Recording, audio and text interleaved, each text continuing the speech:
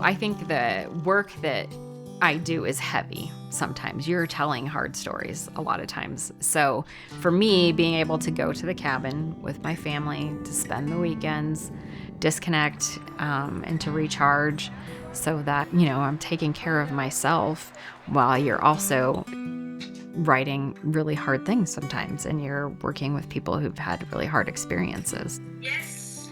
I always wanted to work at a magazine, and I found this beautiful, amazing family that ran these magazines. It started with Adoption Today. The founder, Richard Fisher, and his wife, Annie, they did this because they adopted 2 girls from China.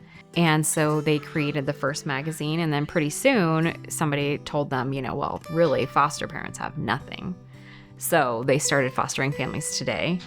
And I came in just a couple years after they had started those publications. And Dick and I just worked together for so many years to educate families, to tell the stories of children impacted by adoption and foster care.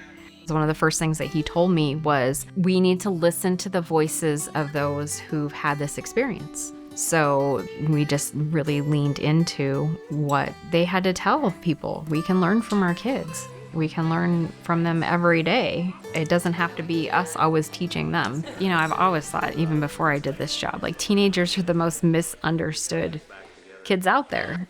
People don't want to take the time to really listen to them and to understand what their experiences are. They will tell us almost everything that we need to know to help them if you really pay attention to what they're saying, and they just need somebody to care. I'm proud of just being able to look at all sides of the story and to share every person's perspective. Whether you're a foster parent in the middle of nowhere, Wyoming like me, or you're in LA, or you're a youth in New York City, or you're a biological parent struggling with substance abuse, like everybody's story is so important. So I think trying to share all that in a non-judgmental way to understand everyone's perspective is so critical, because the families are getting a publication that speaks to them, that they are finding hope in that that they're not alone. My family is everything, I still get together with my parents regularly, my sister, we talk almost every day, my kids, my husband, he's been my strength through a lot of really hard things. And he just does that very quietly without a lot of attention. And then beyond that, your family becomes who you want in your life. You don't have to be a foster parent to help a kid in foster care. It can be anybody.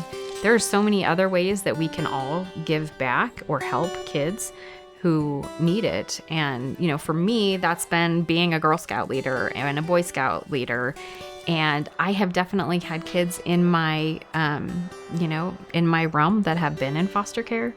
It takes a community to support children and families. We want healthy families. So they need to be able to access the services that they need so that they can be healthy and strong, and we can have the best outcomes for kids. There's lots of people that have trauma, and they need to be able to have mental health support and, services. Is it the local food bank? Is it a mentor? Is it somebody just to be there for them when they're having a hard time? We all go through hard things. So I think, building a community of hope is just being a community that provides everything that they can to the kids and the families that live in it. Because of how I was raised with awesome parents, I understand what it looks like to have a safe and stable family who loves you and who's there for you always. And I think that's the lens that I try to look at everything through, is what do kids need so that they can feel safe and loved.